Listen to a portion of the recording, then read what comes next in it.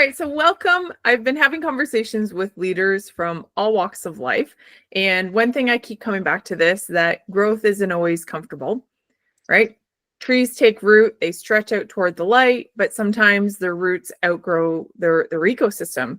And when that happens, they have a choice, like stay where they are or risk being stifled. And sometimes they go to seek new ground and where they can truly expand their roots. So Nico, I know Nico well. We've had many conversations before, so I'm very excited to have you here on this talk. And you know this journey so well. You know, you grew up in a small Italian village, you know, and you have such great stories that I think is very fruitful for everybody to hear. And so Nico, why don't you tell me, like, when you think of the tree and leadership, what does that look like through your eyes? It's really interesting that we are speaking about this because as a tree, often you have branches that may break off, dry out during the seasons, and you will have new branches growing shortly after. And interestingly enough, when we were speaking about this podcast back in a few months ago, I was just completing a contract with one of my clients. And really interestingly, that branch that kind of like dried out just let space for other opportunities and other branches, let's call them, to grow instead.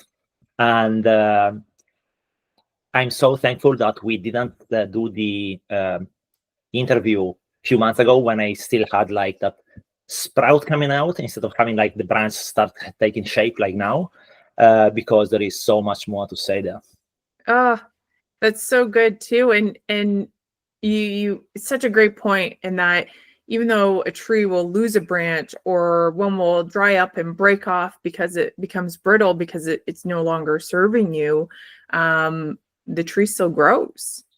And a great frame where we can think of it in ways of stagnation or, you know, we're stuck, which always happens. Things always ebb and flow in that.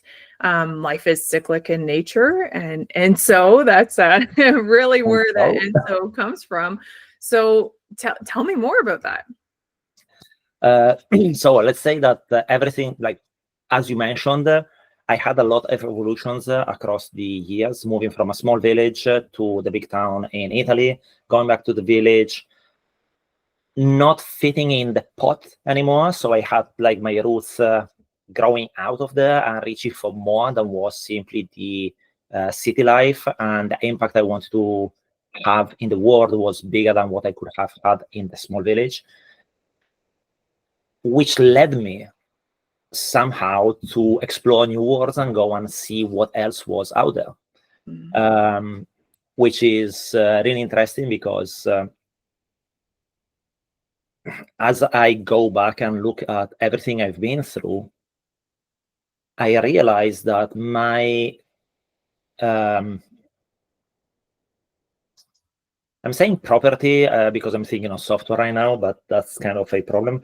One of my attribute capabilities was of fitting in the middle, in the gray area. And this comes because having a British mother and an Italian father, I grew up speaking normally 2 languages. Add to that the small village where most people would come back from France and they would speak French too. I also learned French as a 3rd language when I was a teenager. And most times I was like in the middle of the conversations, translating from one side to the other when there was people not speaking the other language. And so I was like kind of the intermediary there, which also is really interesting because that kind of like being in the middle, it's also specific to my favorite tree, which is the faggio in Italian, which is the beech, Beechch, which is a tree that grows specifically halfway through the mountains. So it's one of the last trees that you find when you go up the mountains, and it's one of the last that starts growing as you climb the mountain. So it's within that, like, let's say 1,000 to 400 meters, more or less, height. And this tree is really heavily used in Italy for a lot of woodwork. So I don't want to go into specific, but it's really a good wood for most things. But what I enjoy the most about is how tenacious it is. So just a small seed can go, can fly away or be eaten from animals and deposited somewhere else. Then it can grow, and for the specific of the tree, they don't need pollinators. They are able to just pollinate through wind. And so they can grow like wherever that seed drops, they can grow and thrive and create a forest there. Oh, that's so beautiful. And I love that, and that you found such a connection to its uniqueness and its resilience. And so just like the beach, you found these spaces of your unique story and really like let the wind take you to where you were going to grow. Yes, exactly. And one of the interesting things on the growth cycle there is how, depending on where you find it, like if it's in a valley where it's protected and there is not much harsh wind, you will find like big and like tall trees. When instead, when you are on the coast of the mountains, on the ridge of the mountains, you see them kind of like, I'm not saying crushed, but shaped from the wind. So the branches that are towards the wind and the harsh weather are kind of shorter and kind of generating this kind of shield. And then on the back end, where there's no wind, you see this kind of like long branches that are creating shadow and protection for anything that wants to grow below them. Oh, and that canopy, right? And Exactly. that canopy, yeah. And it's so interesting too, the wind and everything shape us. And just like our emotions and our experience shape who we are, shape how we learn, what we learn, and what lessons we turn into wisdom. And we talk about the roots, right? The root systems I use as a metaphor as to our values and our skills that we need to grow, and those values and skills that we need to grow in order for the branches to reach out further. So what are some of those roots and those core values that grounded you as a leader? From a asking around, because it's interesting that when you look back into yourself, you never realize exactly what those are. And often, like someone from the outside is more capable of telling you actually what those details are. It turned out to be caring and growth. And so with those two in different percentages and different ratios along the years, I was maybe caring more towards the outwards and helping other people, or when I was like in more dark phases where I was struggling with probably teenager and like usual crisis of like between like 15 and 25, I was more focused on myself. And so it was like about caring about myself and growing. But those two are the key values that I've been gravitating around, who have taken me to where I am now.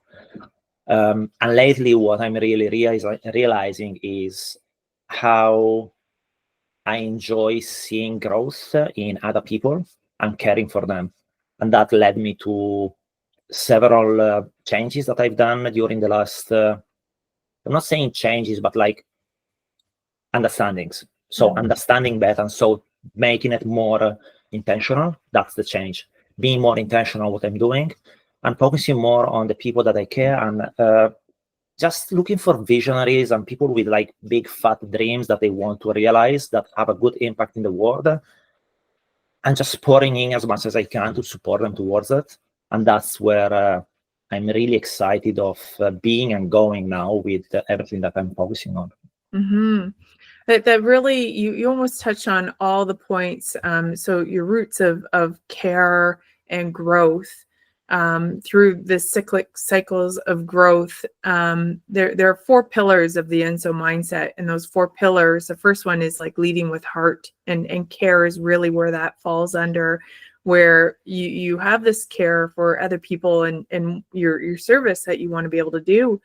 And I also hear, so the three pillars are shu, ha, and ri. And these three, shu, ha, and ri, are a Japanese philosophy that are through all disciplines.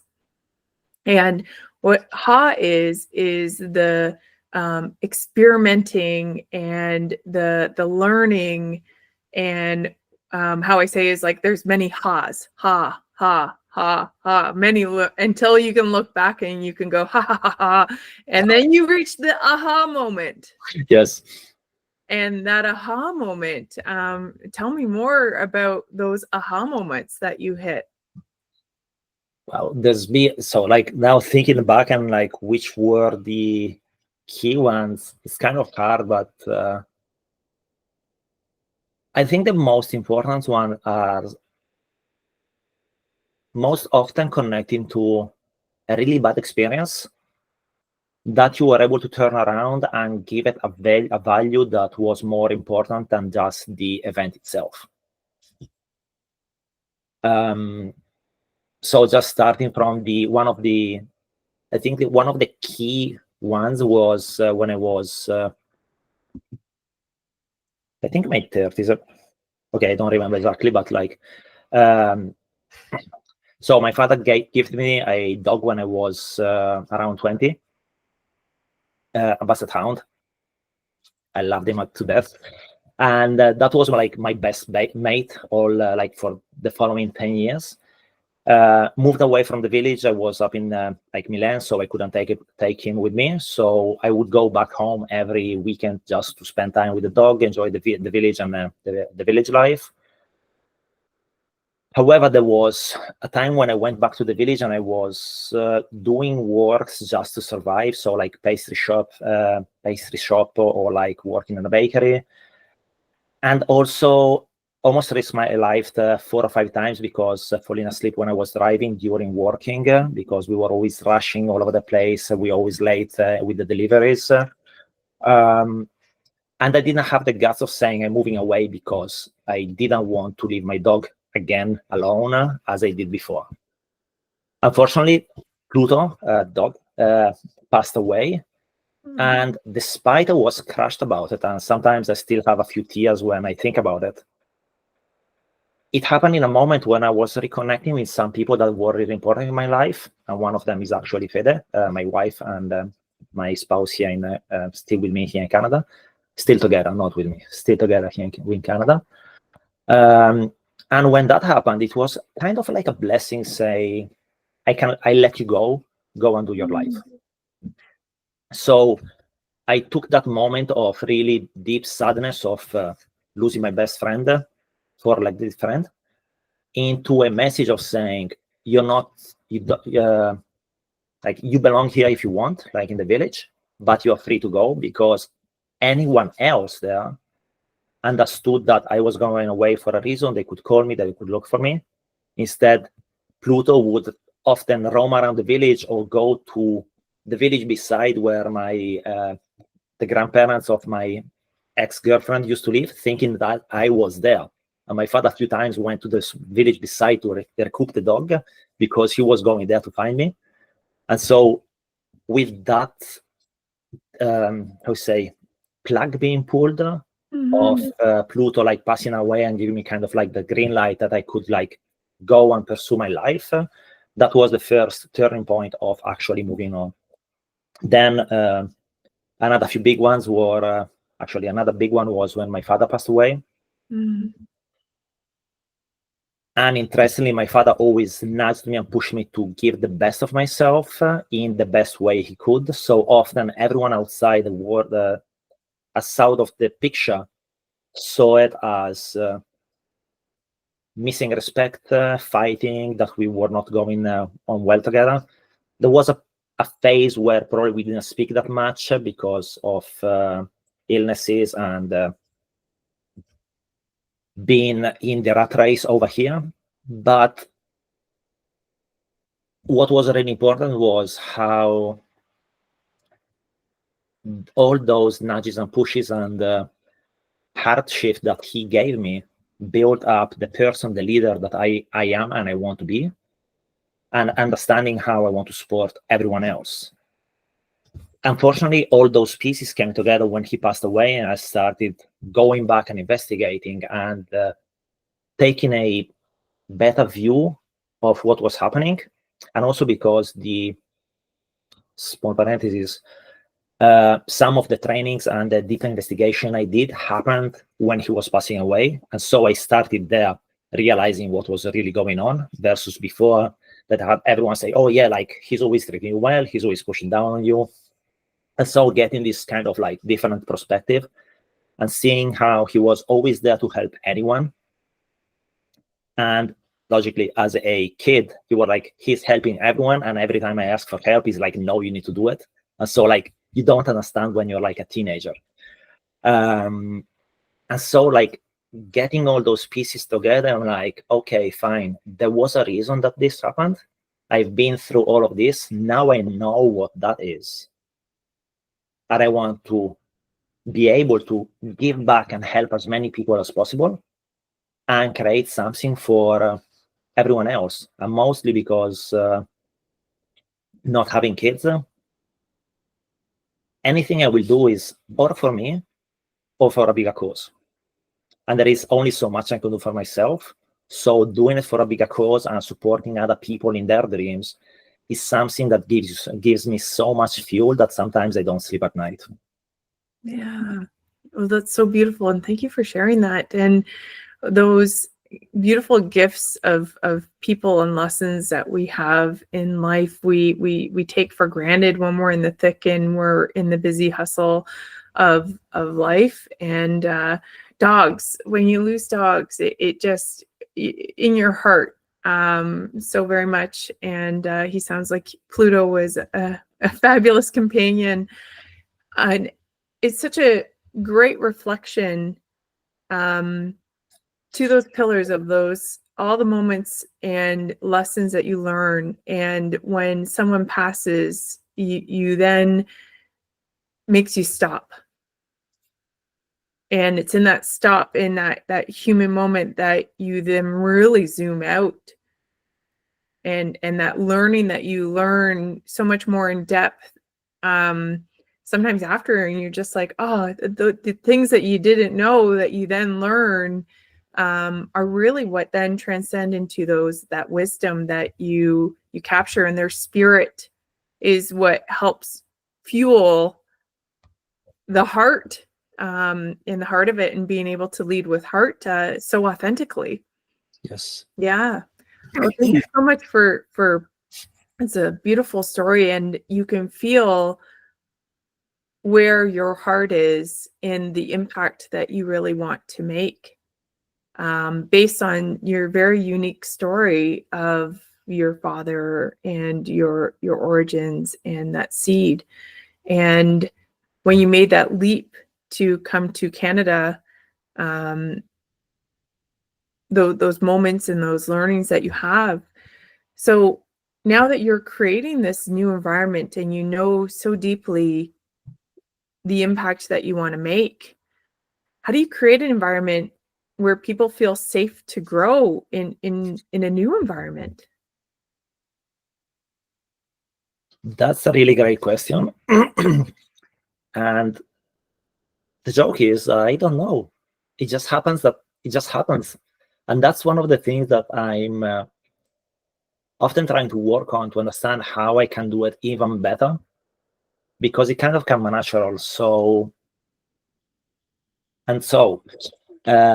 thinking about it, always from a few things that I've been told, and specifically from Federica, is I have this tendency to bring calmness and stillness to a room while bringing energy. And that translates in being able to get people to focus back on the real problems that are happening or what needs to be dealt with, and get a real perspective. One thing that Fede envies about me is that I almost never go in panic mode. Okay, I leave a joke there because sometimes I go, but that's when Fede starts nudging me and there is something not going on well there. That's the only way, the only times I go in panic mode. But normally I'm always really centered and capable of seeing what's the big picture and trying to figure out what's the best solution of doing something. By doing this, who's around me normally feels that kind of I'm not saying peace, but kind of that presence. Groundedness. So exactly back to the trees is the storm hits, you have a tree underneath where you can hide and stay safe.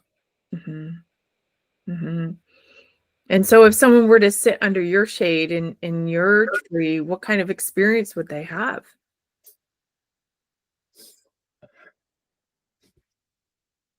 My hope is that they feel well, safe, and loved. But I should ask probably people who are around me to understand exactly better what they feel about it. I never asked that question. Probably I should ask it more often. Well, why don't you tell a little bit more about your venture now? What are those roots that are really dig deep into Canada now, and the branches that you extend? And so the branches that you extend and the fruit that you give away, and let's talk about it in the form of your business and where your heart really is. Absolutely. So as we were mentioning before, one of the sad things in life is that sometimes some branches just like die off, fall off, or go away. But we know that for every branch, there is a strong root that's growing underneath.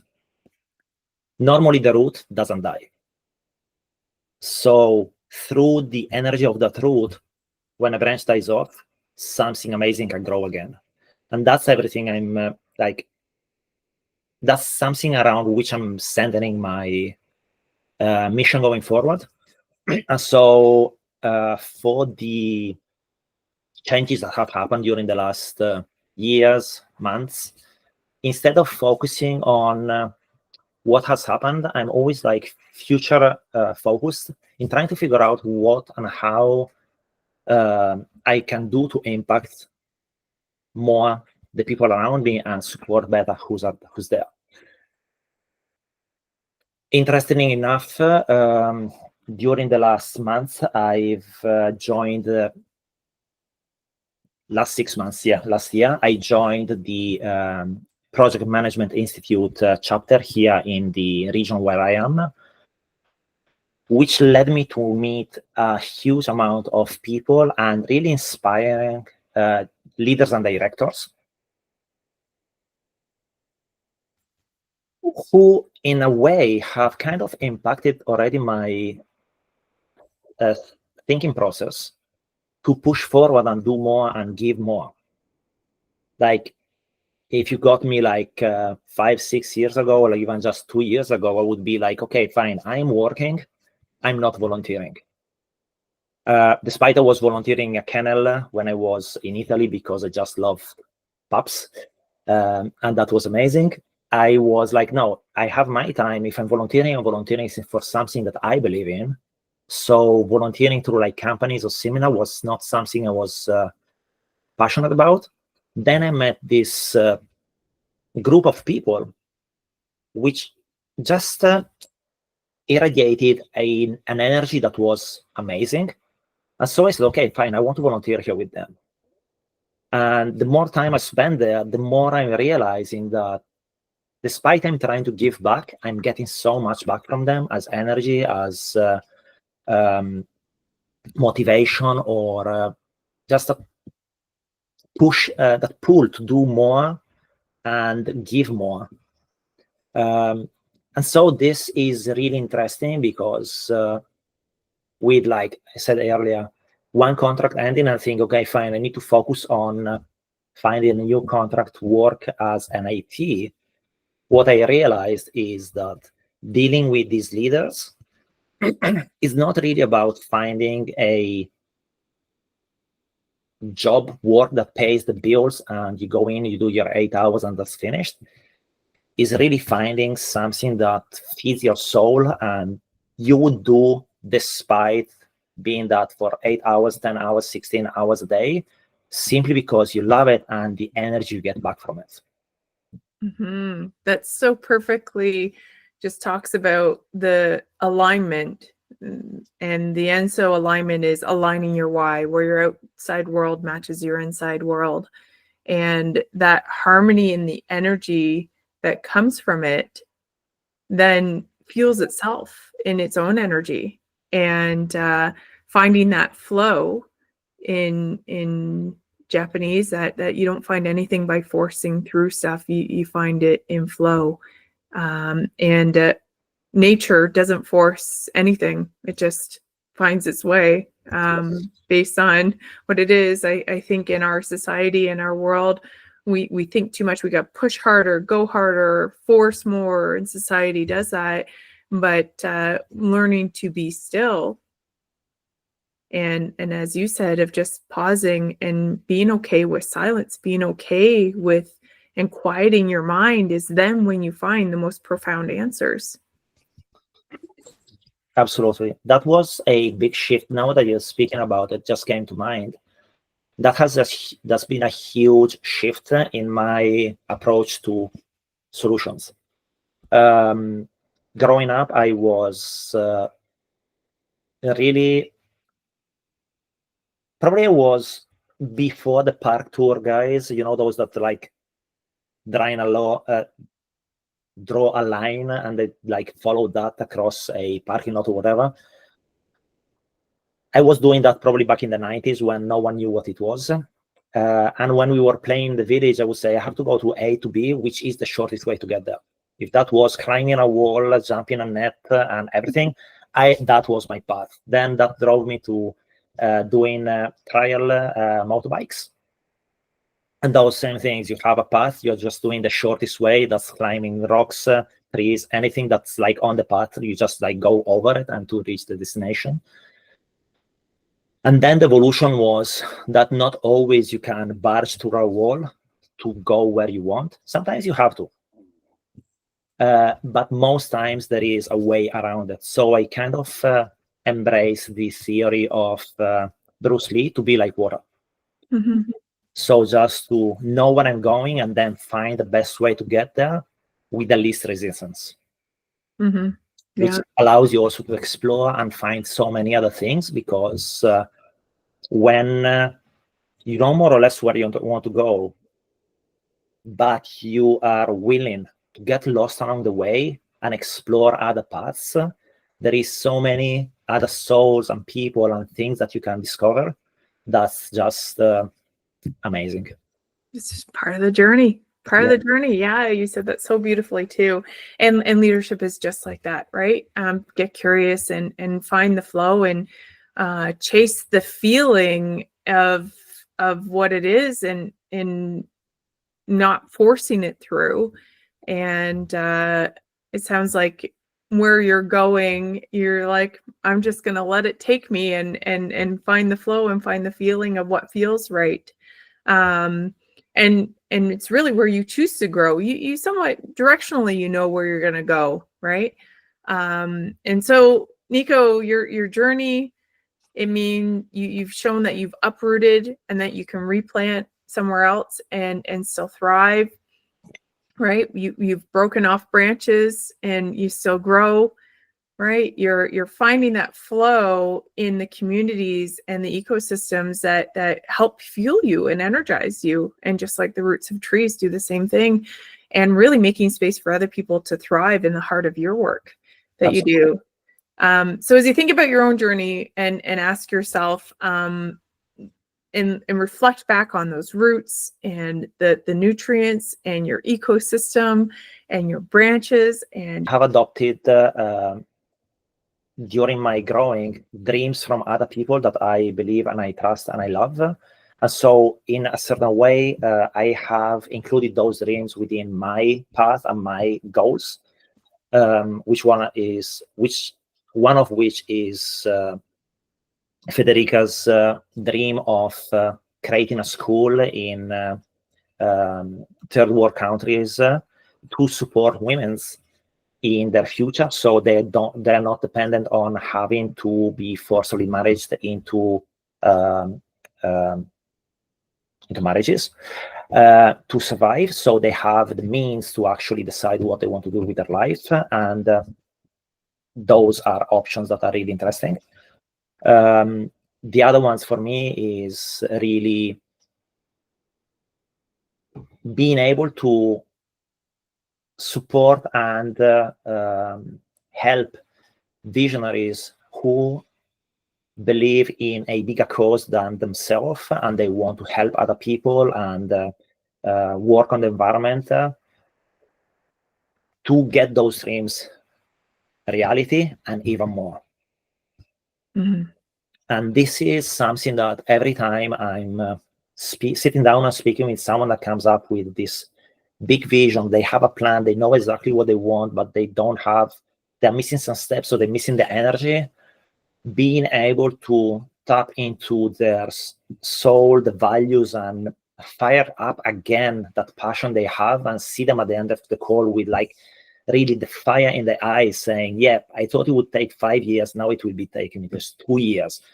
It gives you goosebumps when you like that happens, like so much energy coming out.